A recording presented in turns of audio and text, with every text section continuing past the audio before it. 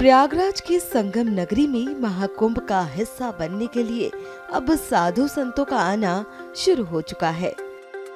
इसी कड़ी में आपने कई तरह के साधु संत देखे होंगे, तो अब आप इनसे मिलिए। ये हैं ई रिक्शा बाबा। जी हाँ, इन्हें आमतौर पर लोग ई रिक्शा वाले बाबा के नाम से ही जानते हैं और इनका असली नाम है महंत ओम। ये रिक्शा ही इनका बेडरूम है और किचन भी, और अपनी इन्हीं सुविधाओं को लेकर ई रिक्शा बाबा आ गए हैं प्रयागराज। ये जो आप इनका वाहन देख रहे हैं, ये केवल परिवहन का साधन नहीं है, बल्कि उनके पूरे आश्रम की तरह है।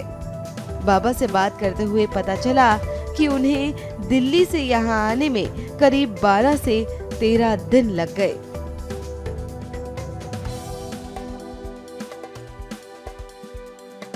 हम वो यहाँ से दिल्ली से यहाँ आने में करीब 12-13 दिन लग गया। आते हुए अगर रास्ते में कहीं थोड़ा चार्ज भी करा लिया, और दिन रहने पर गाड़ी चलती रहती है। थोड़ा धीमी चाल की गाड़ी भी है और धीमा चाल भी रखते हैं। अपना चलते हुए आते हैं, आराम से जहीं हुआ खाना खाया, फिर आगे बढ़े, फिर आए, फिर पढ़े। और कहीं इच्छा हुआ रुक करके कि यहीं पढ़ें लिखें, या कुछ नई सोच आ गया तो वहाँ लिखते भी हैं। महाराज, इसमें क्या क्या है आपके इस गाड़ी में? इसमें हमारा सारा बिछावन है, गाड़ी का सब सामान है, हमारा सारा सामान रहता है, और इसमें और कोई कुछ नहीं। क्या क्या करते हैं इसी गाड़ी में आप? अपना पढ़ते भी है, लिखते भी है। कहीं अगर कोई आदमी रोने वाला आ जाता है, जैसे कोई मरने वाला है, कोई मर भी रहा है, तो उसको बचा भी देते हैं। ये नहीं है कि नहीं बचा देते हैं, खाना पीना भी इसी में होता है? हाँ, खाना पीना भी इसी में होता है। जा रहा है तो यहीं बना लिया, गर्मी रहता है तो बाहर बनाते हैं। और ई रिक्शा से क्यों चलते हैं महाराज? ई रिक्शा से चलने के पहले हमें एक लड़का है, वो हमें पेट्रोल गाड़ी दे दिया। उसमें 2000 से 2200 रुपया पर डे खर्चा हो जाता था, और उस पर कहीं कुछ गड़बड़ी हुआ तो 1500 मांग देता था। वो पुराना, हम तो एक तो घर द्वार त्याग करके साधु बना, उसमें अगर ठग या चोरी या गलत की बात उठता है तो साधुता पर वो क्लेम लगता है कि नहीं, ये गाड़ी नहीं रखे। तो उसके बाद अजय वर्मा नाम का एक लड़का है, उसने हमको दे दिया गैस वाला गाड़ी। तो उसमें भी मैंने 1200-1000 का लगभग दिन में खर्चा बैठे। हालांकि वही खर्चा दे देता था उस टाइम, कहे कि देखो अजय, ये हम लेकर क्या करेंगे, गाड़ी तो तुम दे देगा, खर्चा कौन देगा ये रोज का, ये रखो, हम नहीं ले गई। तब जा कर के हम लोग वहीं पर पूजा जमुना किनारे में करते थे। एकाएक वहाँ से लखनऊ से वो फोन आया कि आपके लिए ई रिक्शा रखे हैं, लीजिएगा कि जहाँ लाओ तब तो अच्छा होगा।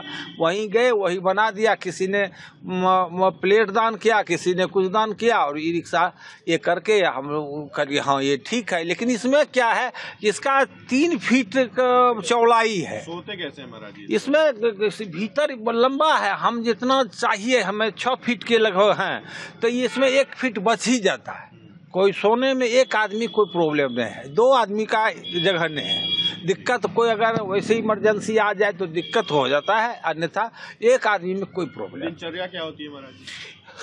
हमारी दिनचर्या इसी पर खाना भी बनाया, पूजा भी किया, ध्यान किया, जहाँ रहते हैं वहाँ पर किया। जैसे यहाँ है तो गंगा में जाकर स्नान के जब हुआ गए, निकल के स्नान कर करके भगवान का ध्यान किया। यहाँ इस पर आकर के अपना रहे, पूजा किए, ध्यान कीजिए, यही न होगा। हवन इस पर नहीं होता है, क्योंकि हवन के लिए आग जलना होता है, उससे लकड़ी की आवश्यकता है। इसे इसको तब तक हम पोस्टपोन रखते हैं जब तक गाड़ी में रहते हैं। अच्छा महाराज जी, आकर्षण का केंद्र है ये गाड़ी, कई चीजें लगी, क्या क्या लगा है इसमें? सौर ऊर्जा लगा हुआ है, वो बाजार लगी हुई है, और भीतर में अथी पंखा लगी हुई है, मच्छरदानी लगी रहती है।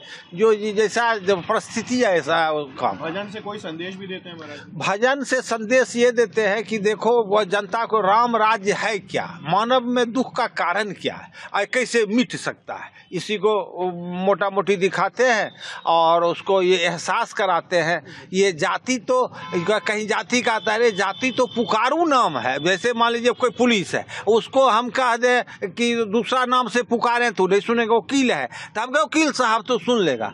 हम उसको पुलिस दी आइए तो नहीं सुनेगा, पुलिस को कहेंगे वकील साहब सुनिए तो नहीं सुनेगा। चाय वाले को कहेंगे चाय वाला तो सुन लेगा, पान वाले को पर तो पुकारू नाम है। वो तो हर जाति जो है वो कर्म का पुकारू नाम है। जाति तो मानव है, सबकी समस्या एक है, समस्या चाहे एक है, सब चीज समस्या एक है। इसलिए ये और इसको जो बढ़ावा देता है तो बढ़ावा देना माने क्या, ठगने की प्रवृत्ति से बढ़ावा देता है।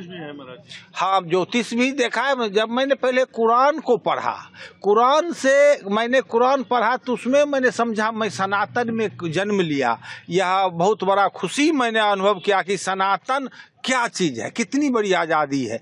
और वो उसी में जाकर ज्योतिष का विरोध था, किसको छोड़ो, जो अल्लाह करेगा वो होगा, उसको मत देखो।